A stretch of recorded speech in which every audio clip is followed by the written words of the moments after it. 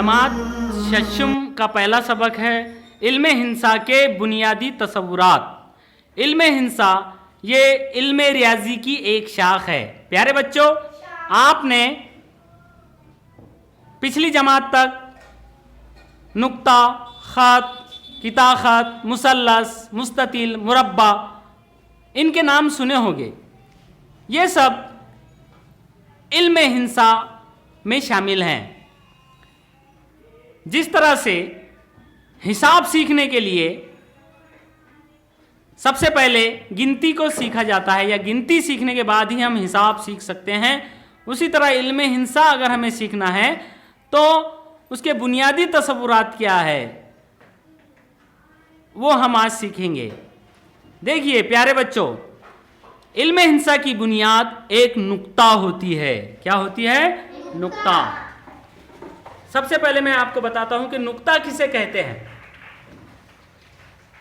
चौक, pen या pencil से जब आप बोर्ड पर, कागज पर या किसी सतह पर उसकी नोक से निशान लगाते हैं तो वो कहलाता है नुक्ता। ये एक नुक्ता बोर्ड पर मैंने बनाया हूं, उसके बाद ये दूसरा नुक्ता और ये तीसरा नुक्ता। यहां पर 3 नुक्ते मैंने बनाए हैं चौक की मदद से।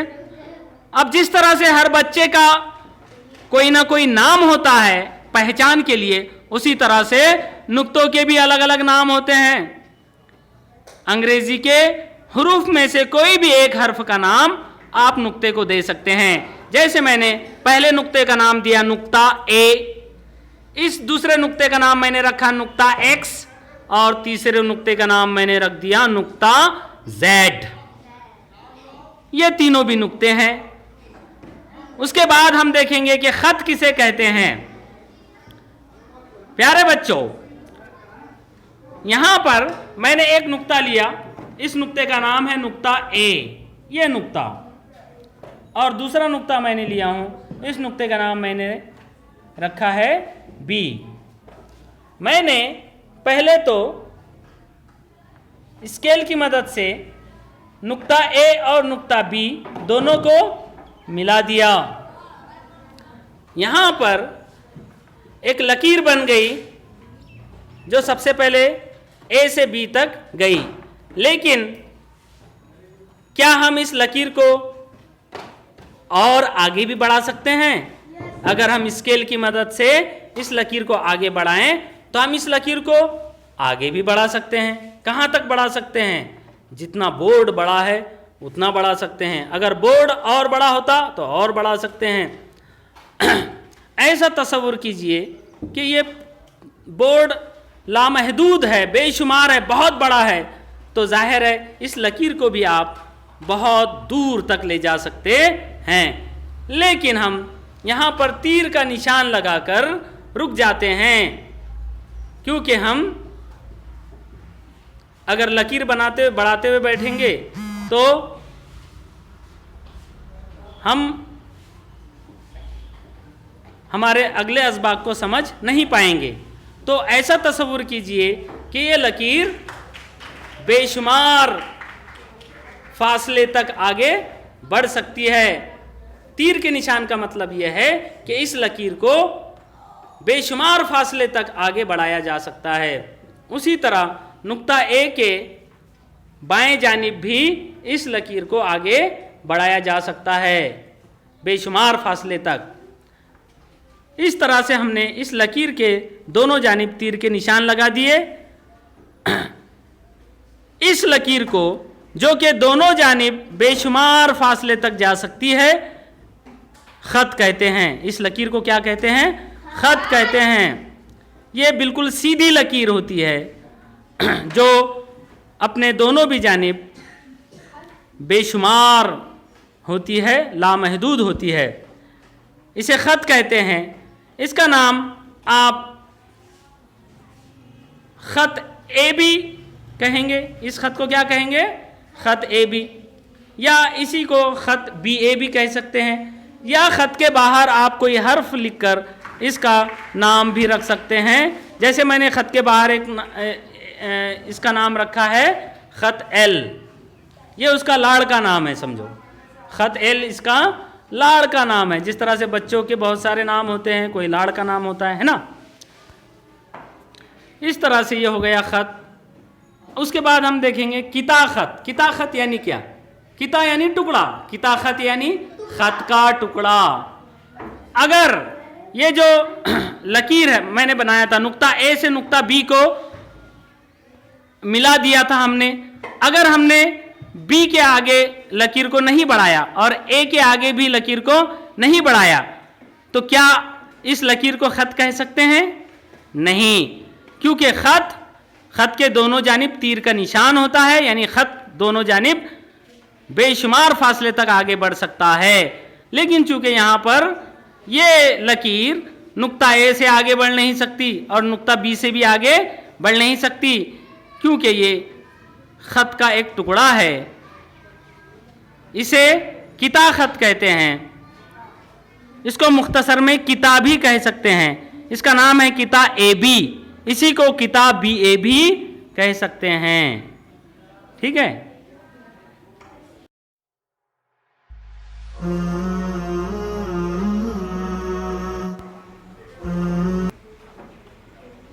हम इल्म हिंसा के बुनियादी तसव्वुरात के बारे में मालूमात हासिल कर रहे हैं।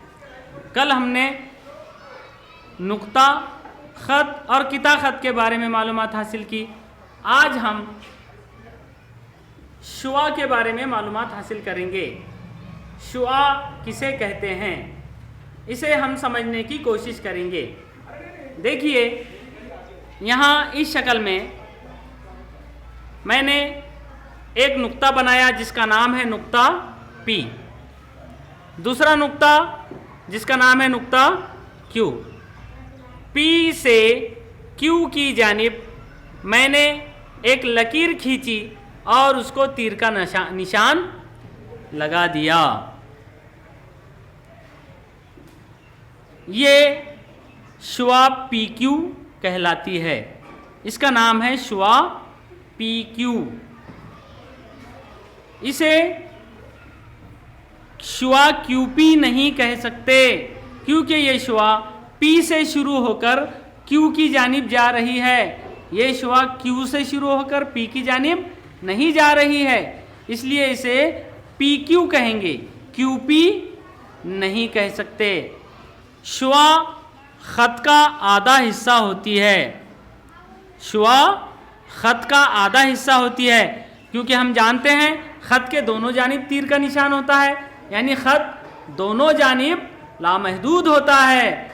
मैंने कल आपको मिसाल देकर समझाया था कि खत दोनों जानिब जाता है। एक तरफ नाना के घर भी जाता है, दूसरी तरफ दादा के घर भी जाता है, लेकिन शुआ दोनों जानिब नहीं जाती, या तो नाना के घर जाती है या तो दादा के घर जाती है। एक वक्त में एक ही सिमत में आगे जाती है। शुआ एक वक्त में एक ही सिमत में आगे जाती है, इसलिए शुआ को खत का आधा हिस्सा कहते हैं। शुआ खत का आधा हिस्सा होती है। शुआ एक ही सिमत में आगे जाती रहती है। जहां से शुआ शुरू होती है उस नुक्ते को मबदा यानी इब्तिदाई नुक्ता कहते हैं। इस शुआ में यह शुआ नुक्ता P से शुरू हो रही है, इसलिए इस शुआ का मबदा नुक्ता P है। शुआ के एक जानिब तीर का निशान लगाते हैं। जिधर तीर का निशान होता है उधर शुआ लामहदूद होती है। इस शुआ में नुक्ता Q की जानिब तीर का निशान लगा हुआ है, मतलब ये शुआ नुक्ता P से शुरू होकर नुक्ता Q की जानिब आगे ही बढ़ती रहती है। उसी तरह यहाँ पर दूसरी शुआ बनाई गई है। इस शुआ में मबदा B है और ये शुआ A की जानिब लामहदूद है। इस शुआ का नाम शुआ BA है, क्योंकि ये शुआ B से शुरू होती है, इसलिए इस शुआ का नाम शुआ BA है। इस शुआ को शुआ AB नहीं कह सकते। सब मिलकर पढ़िए। शुआ खत का आधा हिस्सा होती है। शुआ एक ही सिमत में आगे जाती रहती है। जहां से शुआ शुरू होती है उस नुक्ते को मबदा यानी इब्तिदाई नुक्ता कहते हैं। शुआ के एक जानिब तीर का निशान लगाते हैं। जिधर तीर का निशान होता है उधर शुआ लामहदूद होती है। ये शुआ PQ है। इसे शुआ QP नहीं कह सकते। शुआ QP नहीं कह सकते। उसी तरह ये शुआ BA है। इसे शुआ AB नहीं कह सकते।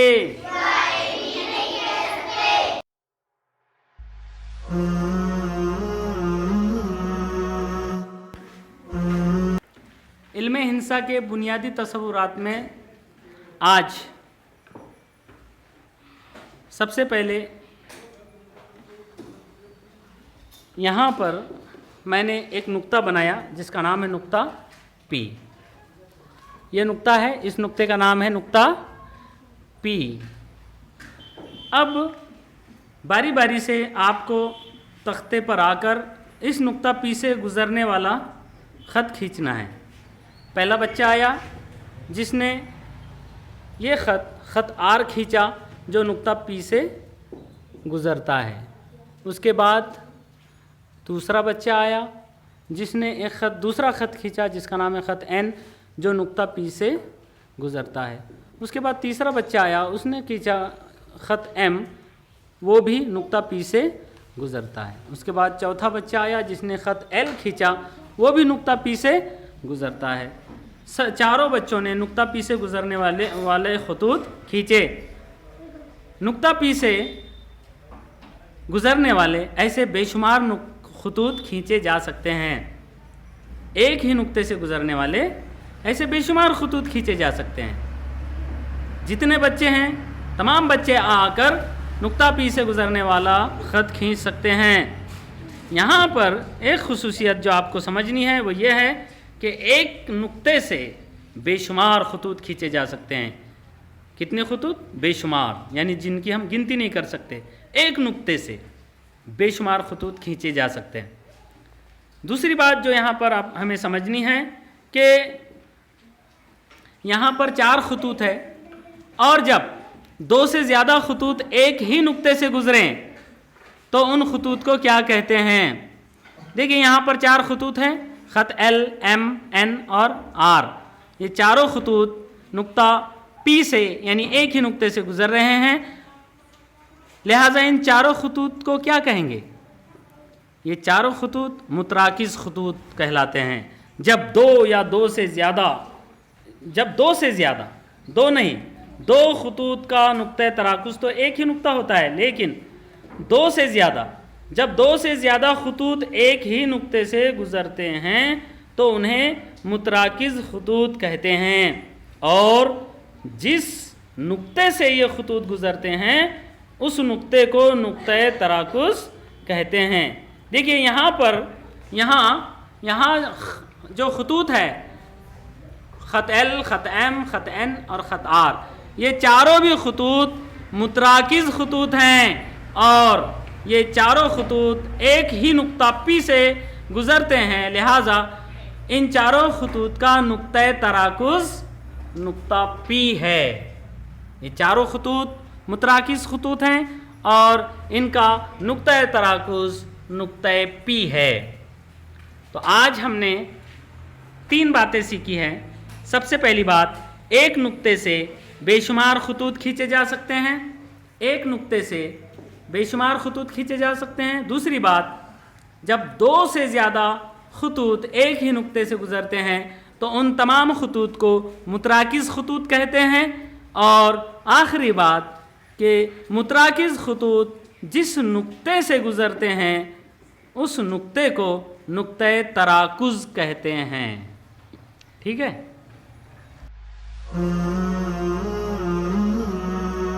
इल्मे हिंसा के बुनियादी तस्वुरात हम समझने की कोशिश कर रहे हैं। कल मैंने तख्ते पर एक नुक्ता बनाया था और उस एक नुक्ते से कितने खत खींच सकते हैं ये हमने जानने की कोशिश किए थे, और आखिर में इस नतीजे पर हम सब पहुंचे थे कि एक नुक्ते से कितने खतूत खींच सकते हैं हम? बेशुमार खतूत खींच सकते हैं। लेकिन आज मैं तख्ते पर दो नुक्ते बना रहा हूँ। कितने नुक्ते? दो नुक्ते। एक नुक्ता है जिसका नाम मैंने रखा हूँ ए, और इस नुक्ते का नाम मैंने रखा है बी। हर नुक्ते का नाम रखना पड़ता है। अब हमें ये देखना है कि हम इन दोनों नुक्तों से गुजरने वाले कितने खतूत खींच सकते हैं। जितने भी हम खतूत खींच सकते हैं, खींचेंगे, वो दोनों भी नुक्तों से होकर गुजरना। एक ही नुक्ते से नहीं, बल्कि हर खत के ऊपर दोनों भी नुक्ते आना चाहिए। देखेंगे दोनों को मिलाकर दोनों भी नुक्ते आना। ऐसा खत खींचना है जो दोनों भी नुक्तों से होकर गुजरना। जैसे ये ए ऐसे समझो अकोला है और बी बुल्ढाना है, तो अकोला और बुल्ढाना दोनों से होकर गुजरने वाली सड़क बनाना है ना। अकोला और बुल्ढाना दोनों से होकर गुजरने वाली सड़क बनाना है। सीधी सीधी सड़क ये बना रहा हूं मैं।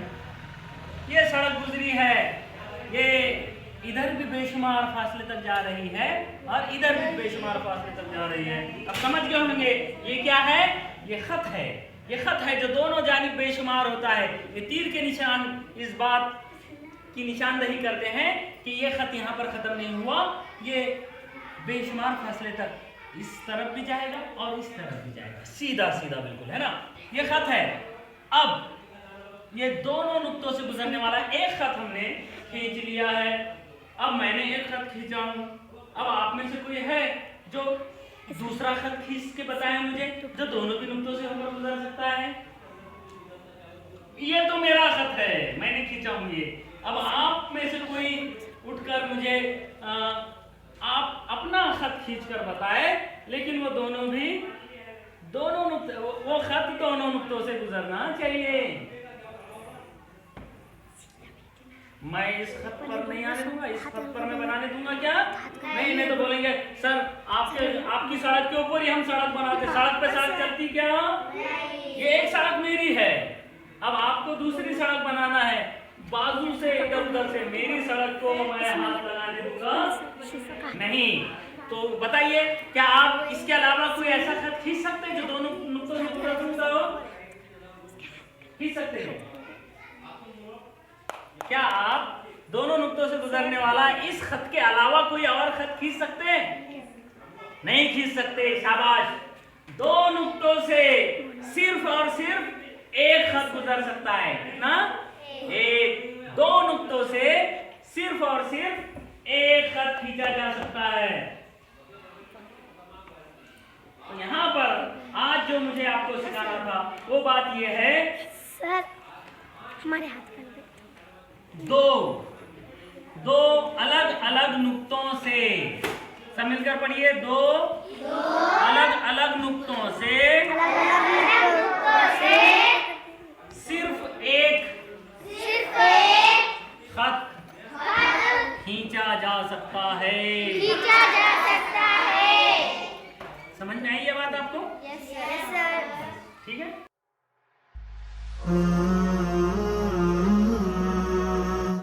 हम खती नुकात, सबकी तवज्जो सामने।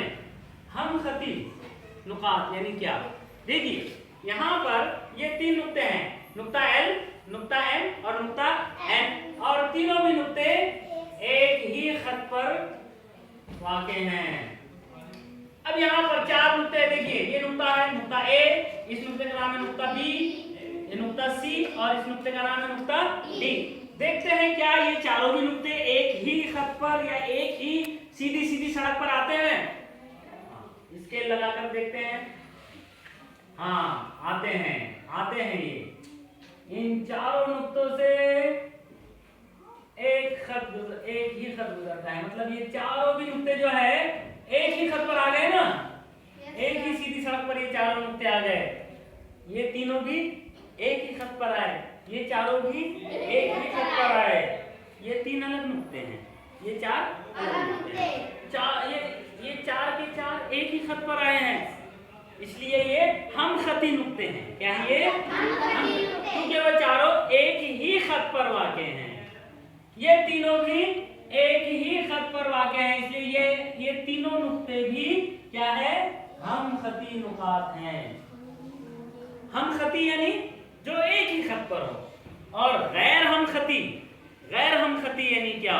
देखिए सामने, देखिए यहां पर मैंने चार नुक्ते बनाए हैं, 1 2 3 4, नुक्ता ई, नुक्ता एफ, नुक्ता जी और नुक्ता एच। ये चारों नुक्ते देखते हैं क्या एक ही खत पर आते हैं? इसके लगा कर देखते हैं। ये दोनों को लिए एक खत पर, तो ये दोनों छूट जाते हैं, और ये दोनों को एक खत पर लिए तो ये दोनों छूट जाते हैं, और ये दोनों को अगर एक खत पर लिए तो ये तीसरा आता है लेकिन चौथा छूट जाता है ना? Yes sir. ये चारों के चारों एक ही खत पर नहीं आते, इसलिए ये चारों भी नुक्ते गैर हम खती नुक्ते हैं, क्योंकि वो एक ही खत पर नहीं आते। आप बोलेंगे सर जी ये तीन तो एक खत पर आते हैं, लेकिन पूरे के पूरे आना चाहिए ना। एक भी अगर छूट गया, घर की अगर ट्रिप गई शेगांव और एक बच्चा अगर छूट गया, तो क्या घर वाले वापस आ जाएंगे उसको छोड़कर? नहीं। सबके सब आना ना, सबके सब जाना, सबके सब आना। तो एक ही खत पर चारों ने आना, तब वो हम खती नुक्ते होते थे। अब ये एक खत पर नहीं आते, इसलिए ये गैर हम खती नुकात हैं। उसी तरह यहाँ पर आइए, यहाँ पर तीन नुक्ते मैंने बनाए हैं, नुक्ता x, नुक्ता y, नुक्ता z। तीन नुक्ते मैंने बनाए हैं यहाँ पर। अब देखते हैं क्या ये तीनों भी एक खत पर आ सकते हैं? इन दोनों को एक खत पे लिए तो ये छूट जाता है, तीसरा छूट जाता है। इन दोनों को एक खत पर लिए तो ये छूट जाता है, बेचारा गरीब है ना। और ये दोनों को अगर एक खत पर लिए तो ये वाई यूनुस पटेल छूट जाते हैं, या जमीर सर छूट जाते हैं अगर इनको लिए तो। तीनों भी नुक्ते एक खत पर नहीं आ रहे हैं, इसलिए ये तीनों भी नुक्ते गैर हम खती नुक्ते हैं। ये ऊपर ये तीनों हम खती हैं, ये चारों भी हम खती है, लेकिन ये चारों गैर हम खती है, और ये तीनों भी गैर हम खती हैं। सब मिलकर पढ़िए, ऐसे नुकात जो एक ही खत पर वाक़े न हो, उन्हें गैर हम खती नुकात कहते हैं।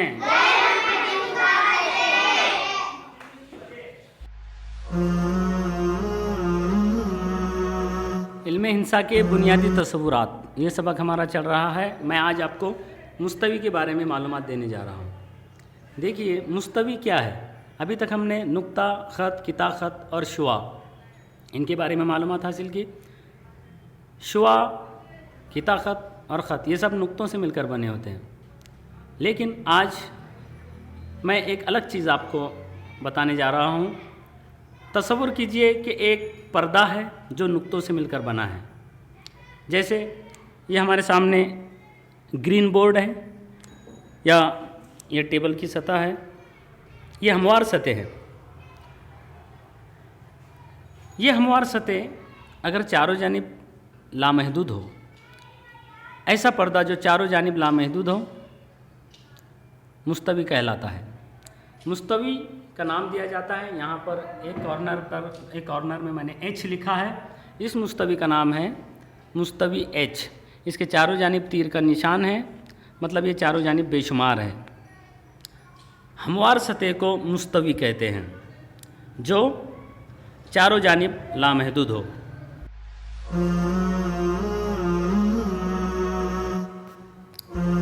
मुतवाज़ी खतूत। मुतवाज़ी खतूत यानी कैसे खतूत। यहाँ पर मैंने एक मुस्तवी बनाई है। हम जानते हैं कि मुस्तवी नुक्तों का एक पर्दा है। इन्हीं मुस्तवी के नुक्तों में से कुछ नुक्तों को ज़ाहिर करने वाले दो खतूत मैंने बनाए हैं। एक ख़त का नाम है ख़त AB और दूसरे ख़त का नाम है ख़त MN। ये दोनों भी खतूत एक ही मुस्तवी में वाक़े हैं और दोनों के दरमियान का फ़ासला हर जगह एक जैसा है। मुस्तवी के साथ साथ ये दोनों भी खतूत आगे बढ़ते रहने वाले हैं दोनों जानिब, लेकिन ये कभी भी एक दूसरे को किता नहीं करेंगे। उसी मुस्तवी के खतूत है ये, लेकिन फिर भी कभी भी एक दूसरे को किता नहीं करेंगे, लिहाजा ये मुतवाज़ी खतूत कहलाएंगे।